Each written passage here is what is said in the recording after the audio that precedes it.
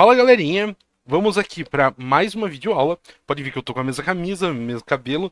Isso porque eu vou aproveitar para gravar várias videoaulas de uma vez, então não dei muita importância para isso. Eu limpei aqui o que a gente tinha escrito na última aula. Mudei o nome do arquivo para main.js. Esse vai ser o padrãozinho que eu vou usar. Vocês podem dar o nome que vocês quiserem. E vocês não precisam excluir o código. Se vocês quiserem salvar o nome do arquivo em vez de hello.js como aula1.js para vocês terem de referência, fiquem à vontade, façam como vocês acharem melhor, beleza? Mas é porque eu prefiro toda a aula começar com ou alguma coisa em branco ou alguma coisa pronta que a gente vai usar, porque como eu falei na videoaula de introdução, eu quero serializar bem as coisas, quero deixar as coisas bem separadinhas, bem modularizadas, ok? Então essa videoaula vai ser a videoaula que eu vou ensinar o conceito de variável, e eu também vou aproveitar e ensinar algumas coisas de aritmética simples. Coisa básica, certo? O que é uma variável? Variável é a maneira que a gente tem para armazenar um valor qualquer em um nome qualquer. Então vamos pensar quando a gente vai calcular a área da base de um triângulo. Qual que é a equação da área de um triângulo? A área da base vezes a altura dividido por 2. Quais são as variáveis que eu tenho nessa equação? Área da base e altura. 2 é uma constante, certo? Eu também posso ter constante em programação, mas a gente chega lá. Então, se eu quiser fazer uma atribuição em JavaScript, na maioria das linguagens de programação também vai ser assim, eu vou escrever o nome da minha variável, por exemplo, A. Aliás, área da base, pode ser A. A área da base vai ser A igual e o valor qualquer que eu quiser. Qualquer, ou seja, eu posso colocar aqui 10 de área da base. Eu posso colocar 10. Lembram que as aspas duplas servem para indicar texto? Então esse 10 aqui não é um valor inteiro. Não é um número. Ele é um texto. Eu posso colocar aqui área da base. Certo? Esse nome aqui eu escolho arbitrariamente, assim como eu também escolho arbitrariamente o valor do outro lado da atribuição. Esse igual não é de igualdade, esse igual é de atribuição. Eu estou dizendo a variável A recebe o valor que está em sua direita. A igual a 10. Certo? Assim como eu posso criar um H de altura. Não, altura não tem H, né? Mas a gente geralmente usa H de height. E é isso. Altura é igual a 18.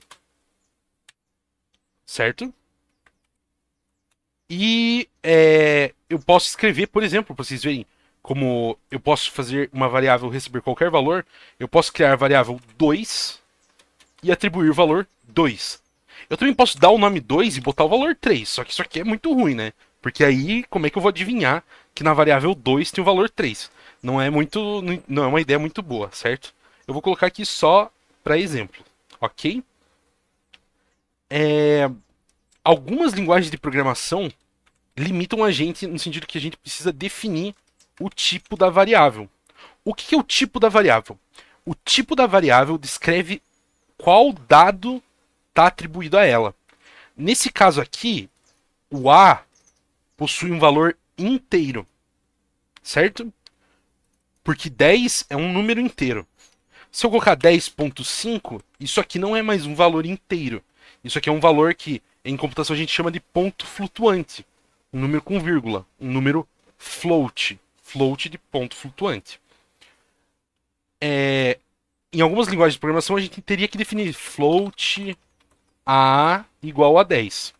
Em algum momento a gente vai usar TypeScript e isso vai ser necessário. Nesse momento a gente pode colocar o valor que a gente quiser na nossa variável. Ok? Aquele tipo textual que eu mostrei anteriormente, por exemplo, vamos colocar aqui programa igual cálculo da área do triângulo. Escrevi sem acentos aqui, mas se vocês quiserem colocar acento não tem problema. Ele reconhece. Algumas pessoas que talvez tenham programado C, no C você coloca o acento, o console sai todo bugado. Aqui não tem problema, pode botar, não vai ser bugado. Isso aqui se chama string. É uma cadeia de caracteres. Enquanto um caractere poderia ser definido dessa maneira, em JavaScript não existe diferença de uma aspa para duas aspas, beleza? Não tem diferença. Ambos são strings. Um caractere, um char, o que a gente chama de char, a variável do tipo char é um caractere. Uma cadeia de caracteres é uma string. String de caracteres. Então vamos lá. Aqui, programa é um string, A é um float, H e 2 são ints. Beleza? Coisa simples. Definições simples pra gente ver. Vou apagar aqui, vou deixar o A igual a 10, H igual a 18, 2 igual a 2. E aí, tão simples quanto isso, a gente pode usar outras variáveis para definir valores de novas variáveis. Então, lembra que eu falei que a gente vai calcular a área do triângulo? Então, eu vou colocar aqui R de resultado. Como a gente calcula a área da base do triângulo? A área da base mais a altura dividido por 2. Ok? A gente também precisa escrever isso aqui na tela, porque se eu só rodar node main.js aqui no console, não vai acontecer nada, porque ele fez isso aqui tudo, mas eu não mandei ele escrever nada na tela. Então eu preciso escrever console.log R. R é a variável resultado. Se eu rodar isso aqui, 19, vai dar errado. Por quê? Porque ele está pegando H, e lembra da ordem de precedência de uma operação aritmética? A divisão vem antes. Então ele está pegando H e dividindo por 2.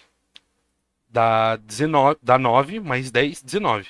Eu tenho que colocar parênteses para eu atingir o resultado esperado, que é 14. Ok? O que a gente pode melhorar aqui? Bom, primeiro, eu posso botar aqui um console.log programa para informar que é o cálculo da área do triângulo. Aí ele vai printar aqui na tela cálculo da área do triângulo.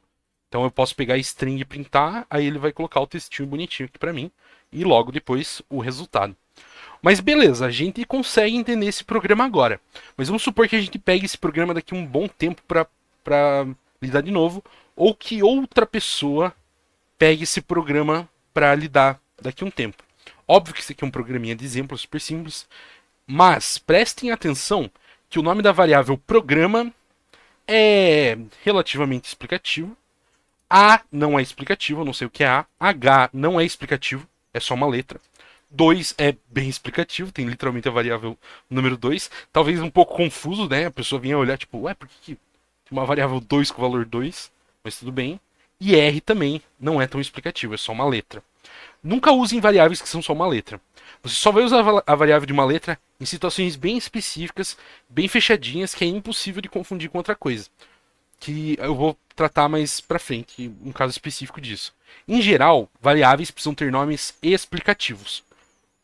Então, programa é relativamente explicativo, mas faria muito mais sentido eu chamar isso aqui de nome do programa. Putz, ficou vermelho. O que aconteceu? Lembra que eu falei que a variável, o computador não tem como saber que isso aqui é uma frase, é um nome só, na última videoaula? Pois é, o nome da variável é a mesma coisa. Ele não tem como saber que eu quero usar estas sequências de caracteres aqui como uma variável e escrever nome do programa aqui dentro e ele printar isso aqui. Não tem como. A gente precisa utilizar algum padrão de nomenclatura de variáveis que permite você separar as palavras.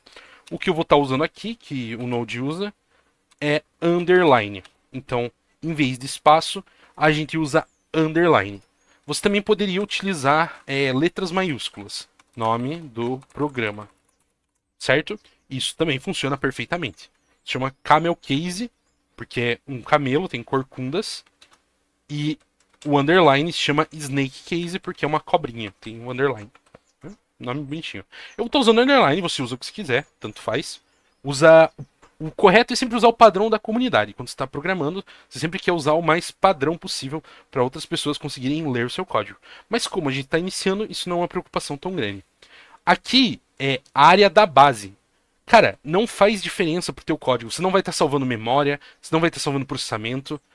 Dê nomes explicativos para as suas variáveis. Então, em vez de área da base, não tem nenhum problema em você usar um nome grande. Óbvio, você não vai pegar e meter um nome de uma variável aqui de 300 caracteres que aí vai ficar impossível de ler. Mas usar um nome grandinho, explicativo, não tem nenhum problema. Mesma coisa que altura. Inclusive, eu posso colocar a altura do triângulo. Fica mais explicativo ainda. A área da base do triângulo, mas aí, né, aquilo que eu falei, vai ficar enchendo nomes só pra ficar super específico? Não. Você tem que encontrar um balanço. 2. Eu nem usei a variável 2 aqui. Eu vou apagar o 2 aqui, porque é desnecessário. E aí, R vai ser result. Certo? Olha como ficou muito mais simples de entender nosso programa. Se você nunca tivesse calculado a área da base de um triângulo na sua vida e olhasse isso aqui. Desculpa, faltou substituir aqui. Se você nunca tivesse visto um cálculo de área de um triângulo na sua vida e olhasse para isso aqui, você ia conseguir entender. Porque você literalmente escreveu a fórmula aqui. Não tem nada críptico aqui. Muito mais simples, né? E quando eu rodar, vai ter exatamente o mesmo resultado. Eita, deu problema? É porque eu mudei o programa aqui. Não é mais programa, é nome do programa. Deixa eu dar um clear. Sempre lembrem de salvar. Ó, se eu rodasse agora ia dar o mesmo erro. Eu não tinha salvado. E pronto. Escreveu cálculo da área do triângulo 14. Simples assim. Então, espero que todo mundo tenha entendido o conceito de variável. É um conceito amplamente utilizado. Você vai usar no seu dia a dia, você vai usar para sempre. Basicamente tudo é variável, porque você sempre vai estar querendo calcular as coisas, colocar as coisas em memória. Então, é um conceito simples de entender. Mas essa questão da nomenclatura, eu quero que vocês prestem muita atenção, porque tem muito programador aí com anos de carreira e que fica escrevendo código com um nome de variável difícil, que não fica claro, e isso dificulta. Então, sempre que forem fazer os exercícios aqui do curso, sempre tentem dar nomes explicativos para as variáveis. Beleza? Espero que eu tenha me feito claro. Desculpa a enrolação, acho que essa videoaula ficou um pouquinho mais enrolada, mas eu vou tentando passar o máximo de conhecimento que eu acho que vocês conseguem absorver nesse momento de início, beleza? Então, até a próxima videoaula.